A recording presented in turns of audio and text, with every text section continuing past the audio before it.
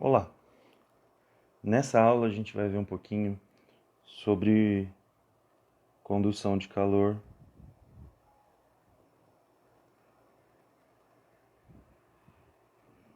em regime permanente. Então, basicamente, a gente vai ver aí como que acontece a condução de calor quando a gente não tem variação na fonte de calor, Não tem, a gente tem uma taxa de condução de calor fixa, Por isso, em regime permanente. Então, vamos lá. A primeira coisa que a gente tem que saber sobre a condução de calor em regime permanente é que a condução de calor ela é regida, pela equação de Fourier.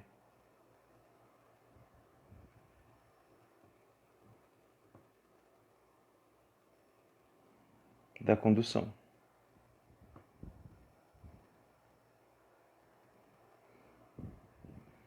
Então nós temos aí uma equação que rege esse fenômeno aí para nós, que é a chamada equação de Fourier. A equação de Fourier ela é escrita nessa forma.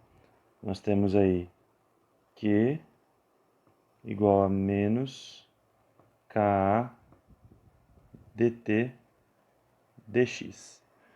Então aqui nós temos o K, O K ele é o fator aí que está ligado ao material.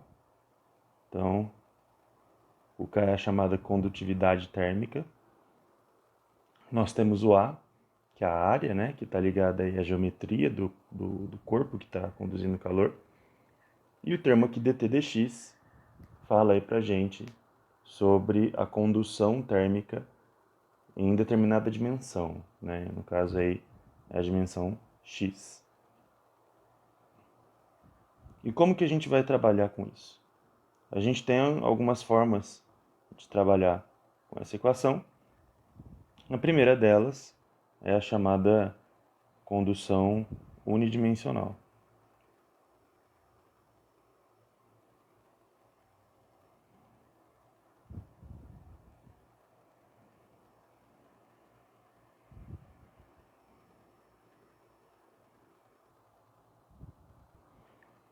A condução unidimensional, ela acontece aí da forma mais simples que a gente vai ver aqui. Então nós temos aqui, por exemplo, uma parede. Essa parede, ela tem aqui, no caso, em vermelho, a dimensão aí que a gente chama de dimensão x, Então a condução ela só acontece nessa direção. Para x igual a x1, nós temos uma temperatura T igual a T1. E para x igual a x2, nós temos uma temperatura T igual a T2. Então aqui a gente vai ter um perfil de temperaturas dessa forma. O calor ele se conduz, de uma ponta a outra, e ele depende da posição e da temperatura que essa parede tem nessa determinada posição. Então a modelagem, desse problema depende disso, temperatura e posição. E como que ocorre isso daí? Ocorre da seguinte forma: a equação de Fourier para um problema simples de condução unidimensional, ela se reduz aí a uma equação separável, uma equação diferencial separável. Então nós temos aí Q igual a menos K dt dx. Separando aqui a gente tem Q dx igual a menos Ka dt. E aí a gente pode integrar essa equação entre os limites, Então o x vai de x1 até x2 e o t vai de t1 até t2. E aí nós temos o seguinte: nós temos Q vezes x2 menos x1 igual a menos Ka T2 menos T1. E aí, isolando, né? Nós temos aí que Q é igual a menos Ka T2 menos T1 dividido por x2 menos... Nós temos aí uma correlação, né, entre as ciências térmicas, né, a transferência de calor, e a eletricidade, né? Na verdade, não é bem uma correlação, é uma analogia. Então, a gente pode reescrever a equação da condução de acordo com uma analogia com a lei de Ohm. Então, lembrando aí, a lei de Ohm da eletricidade é U igual a R vezes I. Ou seja, nós temos aí que I é igual a U sobre R. Ou seja, a gente tem que o fluxo de elétrons ele é igual a uma determinada força motriz, que é o U, que é a tensão, dividido pela resistência que aquele meio exibe, que é o R. Né? No caso da transferência de calor, a força motriz do fluxo de calor é a variação de temperatura. Então, no caso, a variação de temperatura seria aí o nosso U.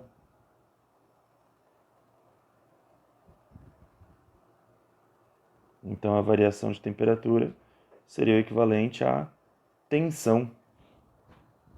E tudo que sobra seria equivalente à resistência do meio, ou seja, a gente pode reescrever a equação de Fourier dessa forma, que é o fluxo, né, é igual a menos T2 menos T1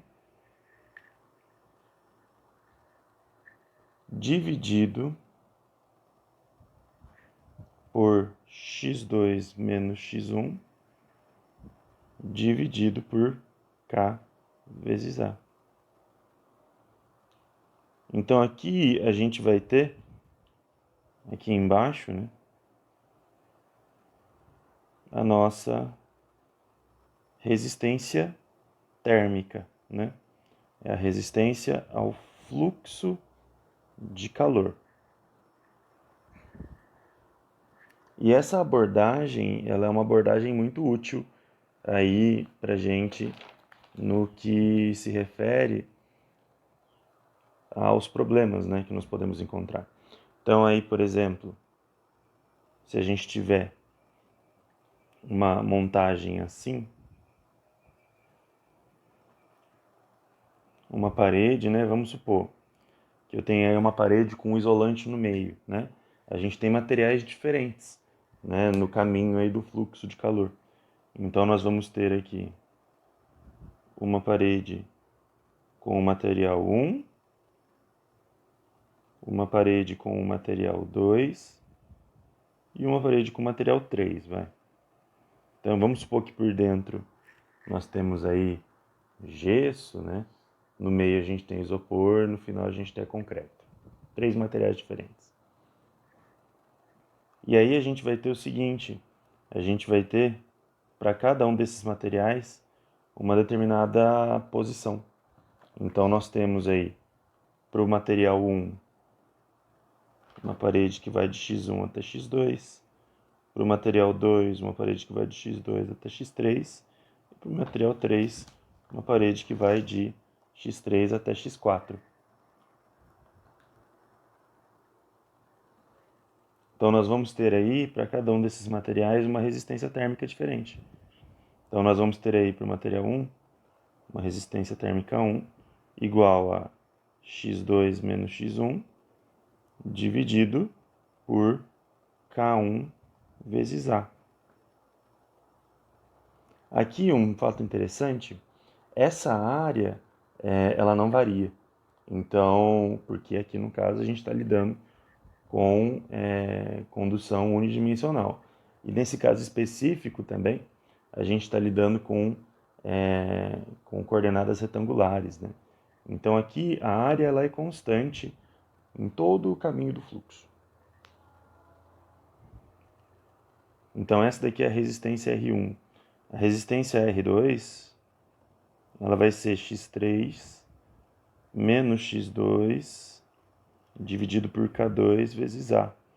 E por sua vez, a R3, ela vai ser X4 menos X3 dividido por K3 vezes A. Essas aí são as três resistências. E nesse caso, elas não estão entre as mesmas posições. Então aqui elas estão em série.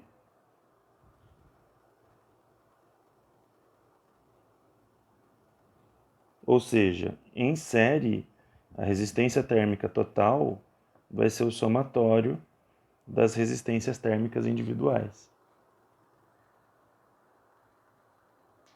Então nós temos aí o seguinte, né? A resistência térmica total, ela vai ser R1 mais R2 mais R3. Aqui, como a gente não tem um exemplo numérico, não vou somar tudo aí. Mas, senão ficar um negócio um pouco grande. Mas aí, essa resistência térmica total é quem entra na equação de Fourier. Então, Q vai ser igual a menos ΔT sobre R total.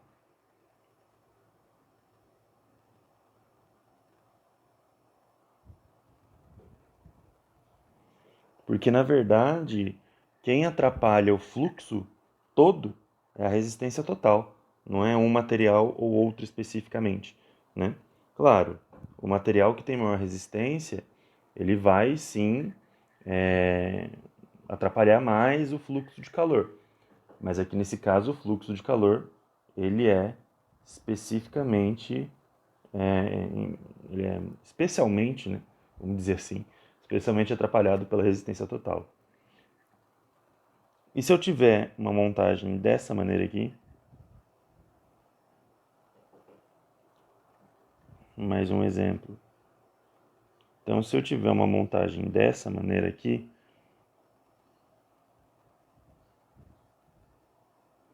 aqui o nosso material 1, aqui o nosso material 2, aqui o nosso material 3. Aqui já não é mais a mesma coisa, porque os três materiais, eles se encontram entre as mesmas posições. Então, aqui no caso, nós temos uma associação em paralelo.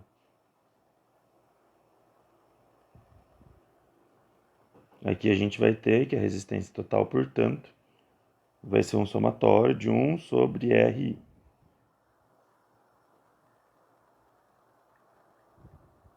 E aí os cálculos são os mesmos. Então vai ser R1 igual a x2 menos x1 dividido por K1 vezes A. R2, x2 menos x1 dividido por K2 vezes A e assim por diante. Porém aqui a resistência térmica total vai ser equivalente a 1 sobre, ao somatório, né, de 1 sobre as resistências individuais, porque aqui a gente está lidando com uma resistência térmica em paralelo. E isso daí permite a gente estudar alguns sistemas mais complexos. Então, vamos supor que eu tenho aqui um material 1, que eu tenho aqui um material 2, que eu tenho aqui um material 3, que eu tenho um material 4. Então aqui a gente tem uma mistura, né? A gente tem blocos em série, mas também tem blocos em paralelo. Para facilitar, a gente pode escrever isso daqui como um circuito, propriamente dito, né? Um circuito térmico. Então a gente tem aqui a resistência térmica do bloco 1, aqui a resistência térmica do bloco 2, aqui a resistência térmica do bloco 3 e no final a resistência térmica do bloco 4. Então você perceba que aqui no meio nós temos resistências em paralelo. E num todo nós temos resistências em série. Então a gente calcula as resistências individualmente e depois faz a associação entre elas.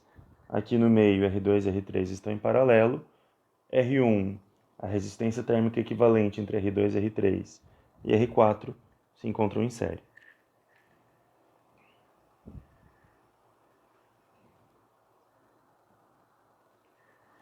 E aí vamos lá. E se a gente mudar as coordenadas, né?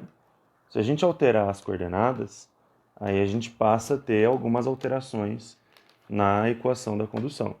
Então, se a gente tiver aí, por exemplo, coordenadas cilíndricas,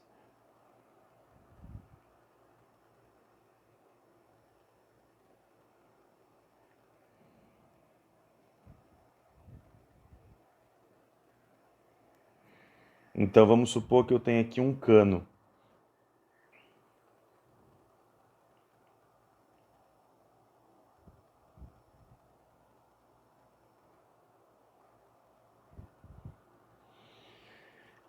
E aí, nesse cano passa um fluido, e aí, no caso, em fluidos em movimento, a gente prioriza a convecção. Mas se ele estiver parado, a gente pode dizer que está acontecendo aí uma condução térmica. Então, aqui, no centro, nós vamos ter aí, né? Aqui, no caso, é um cilindro, então eu já não tenho mais a dimensão x. Aqui eu passo a ter a dimensão r de raio, né? E aí, nós vamos ter aqui no centro, para r igual a R1, uma temperatura igual a T1, e aqui na beirada, para R igual a R2, uma temperatura igual a T2. Só que aqui a condução ela acontece em toda essa área, né? Então aqui nesse caso a gente precisa saber também o comprimento do cano.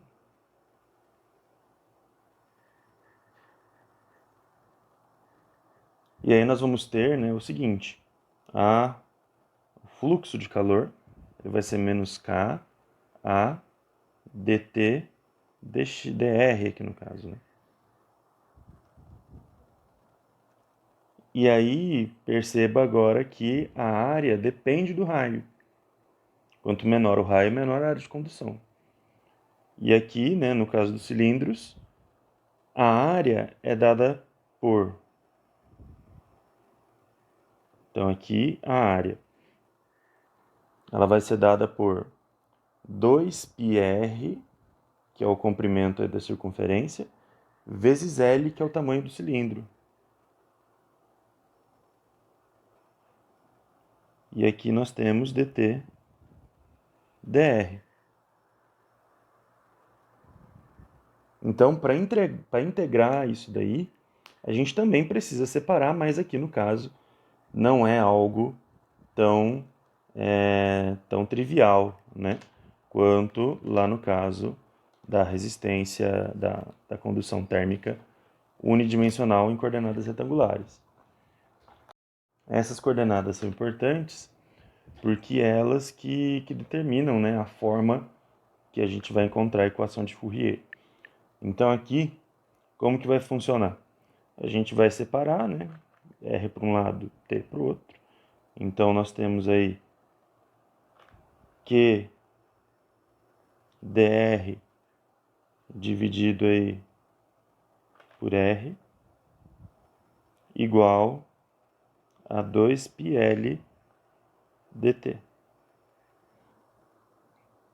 Integrando isso daqui entre R1 e R2, então nós temos aí a integral de R1 até R2, e aqui nós temos a integral de T1 até T2. E como que isso daí fica, né? Nós vamos ter aqui Q vezes o ln de R entre os limites de integração, né?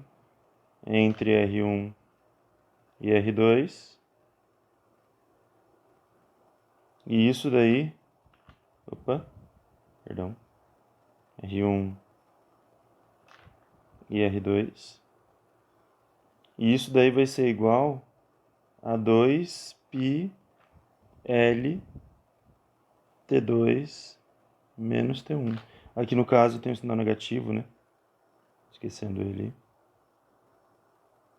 E esquecemos também do K, né? Eita. Então, só colocar o K aqui. Que ele vai fazer falta depois. Então aqui é 2πLK vezes aí a integral entre T1 e T2 de dt. E aqui embaixo também, né, o K, 2πLK T2 menos T1. E aí nós temos, né, no final, que Q vai ser igual a menos 2πKL T2 menos T1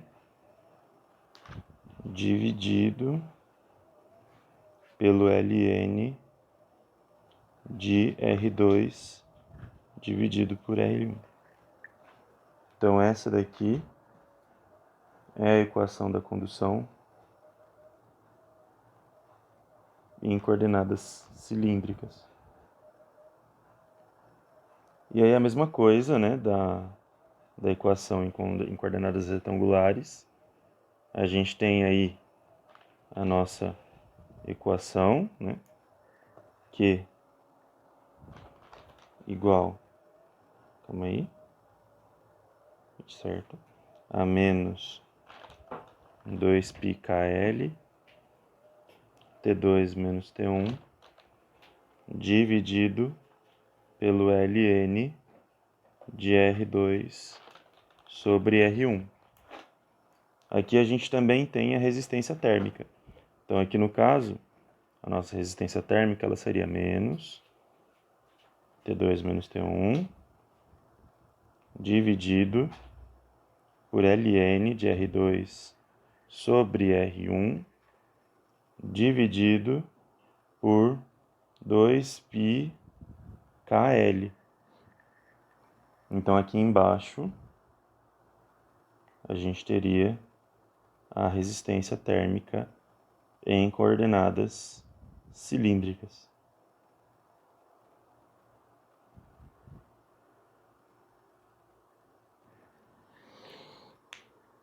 E a gente consegue também escrever a equação de Fourier em coordenadas esféricas.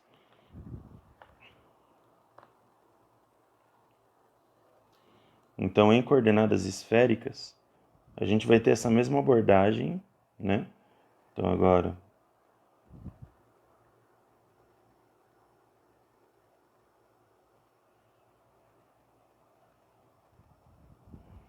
a gente vai ter essa mesma abordagem, né? A gente vai ter aqui uma esfera.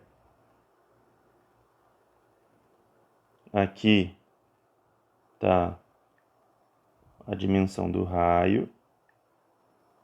No centro, para R igual a R1, a gente vai ter T igual a T1. E em qualquer outro ponto, para R igual a R2, a gente vai ter T igual a T2. Então aí, no caso, as condições de contorno são sempre as mesmas, né? O que muda é justamente a forma com a qual a gente aborda aí o problema. Então a gente vai ter aí o seguinte. A gente vai ter a equação de Fourier, Q igual a menos Ka dt dr. E aqui, como a gente está lidando com uma esfera, né? Quem vai trocar calor é a área da esfera. A área da esfera nós temos aí que é 4πr ao quadrado. Então, menos K vezes 4πr ao quadrado dt dr. E aí, de novo, a gente parte aí para a mesma abordagem. Que dr por r² é igual a menos k 4π dt. E aí nós temos o seguinte, integrando aqui entre R1 e R2, integrando aqui entre T1 e T2, a gente vai ter justamente que a integral de 1 por r² é menos 1 sobre r. Então aqui os limites de integração são R1 e R2. Isso daí vai ser igual a menos k vezes 4π vezes T2 menos T1.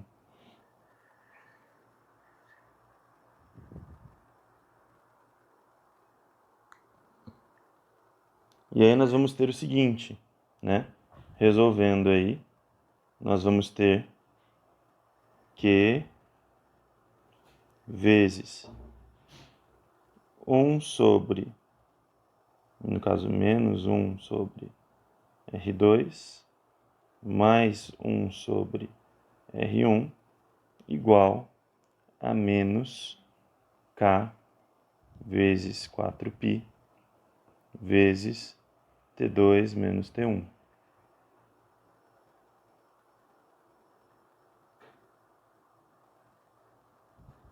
E aí nós temos que a nossa equação ela fica assim, Q igual a menos 4πk T2 menos T1 dividido por 1 sobre R1 menos 1 sobre R2. E aqui a gente tem a possibilidade de deixar a equação parecida, né, na ordem com as equações anteriores, tirando esse sinal de menos. Então, se a gente passa esse sinal de menos para baixo, a gente vai ter aí que Q é igual a 4πk T2 menos T1 dividido por 1 sobre R2 menos 1 sobre R1. E aí, da mesma forma que os demais, nós temos aí que Q é igual a T2 menos T1 dividido por 1 sobre R2 menos 1 sobre R1 dividido aqui por 4πk. Essa daqui é a nossa resistência térmica em coordenadas esféricas.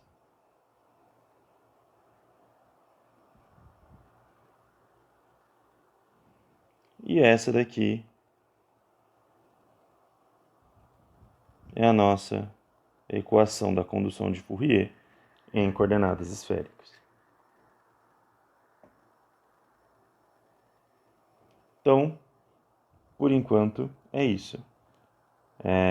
No próximo vídeo, a gente vai fazer alguns exercícios aí de condução para poder ver a convecção e como que ela entra aí nessa equação. Até o próximo.